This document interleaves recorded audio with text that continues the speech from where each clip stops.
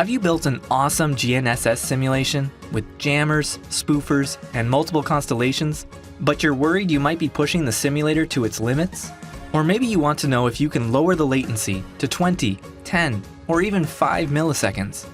These are great reasons to use the real-time performance graph. So let's dive in and take a look at this one-of-a-kind feature in Skydel. The graph is located on the Performance tab in the bottom pane of Skydel. A summary of the performance data for the last minute is located on the left-hand side. A more detailed graph of the previous second is on the right-hand side. To properly understand this graph, we need to know how the engine works under the hood. The engine processes the simulation in 1 millisecond chunks. Each chunk passes through 3 workers: the constellation worker, the modulation worker, and the streamer worker. The passing of chunks through these workers is known as the pipeline and is a major factor in determining the latency of the system. For any given chunk, the engine knows exactly when that chunk will be transmitted by the radio. Because the transmit time is known during the calculations, the time prior to RF can be determined at every stage of the pipeline. So, when the constellation worker begins working on a chunk, the time prior to that chunk being transmitted is recorded. The same happens when the constellation worker completes the work on that chunk. This process is repeated for the modulation worker and streamer worker. These start and finish times for each worker are displayed on the graph by connecting the start time to the finish time with a solid line. These colored lines indicate when a worker was busy: blue for the constellation worker, red for the modulation worker, and green for the streamer worker. One chunk is 1 millisecond, so it takes 1,000 chunks to complete the graph.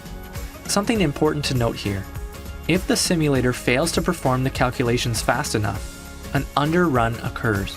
This means that the radio didn't receive data in time to transmit. When this happens, the simulation will stop and indicate an error. What's cool is, the real-time performance graph shows you exactly why and when the underrun occurred. It's when any of the worker lines hit the x-axis. As the simulation continues, data from the previous second graph is condensed and displayed on the previous minute graph. Each data point on the previous minute graph corresponds to 1 second of simulation. The colors mean the same as before, but now the heights represent the earliest start and the latest finish of the 1,000 chunks during that 1 second. This allows you to quickly see the overall performance of the system. The main point is this: lines staying near the top of the graph indicate the system is running smoothly, with low risk. Lines dipping near the x-axis indicate instability, with higher risk of underrun. Let's see how the graph looks when the system is not performing well. To achieve this, I'm going to lower the clock speed of the processor on the system. As you can see, the streamer is not performing well. It oscillates between falling behind and catching up. If it ever hits 0 milliseconds, it means that the streamer is currently performing calculations on data that should have already been sent to the radio. This results in an underrun, which stops the simulation. The real-time performance graph clearly shows that the simulator is not running well and can be used to diagnose the cause of underruns. Now let me change the processor clock speed back to normal. You can see the streamer performance improves immediately. Seeing this improvement in the real-time performance graph helps build our confidence that the system is running well. By using the graph, we can determine how much time the engine needs to generate the RF data. For this configuration, let's run the simulation with the latency set to 5 milliseconds. This guarantees the simulator engine will have at least 5 milliseconds to perform the necessary calculations.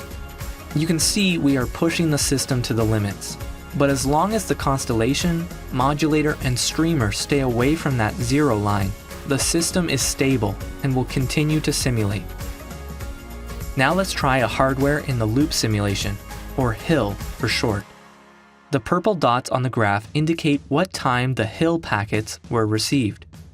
The higher up on the graph, the earlier they were received relative to the corresponding RF event.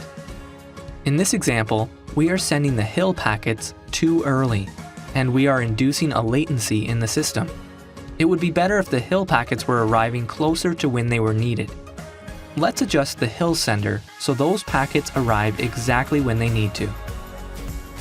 Okay, you can see those purple hill dots are now arriving 5 milliseconds before the RF event.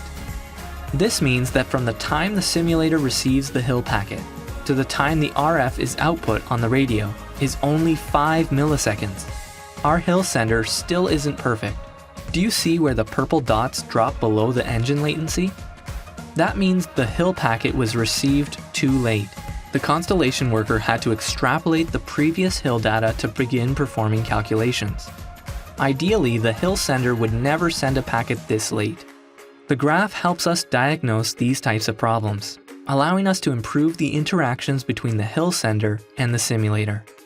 The real-time performance graph will give you confidence that your simulations are running reliably and with low latency.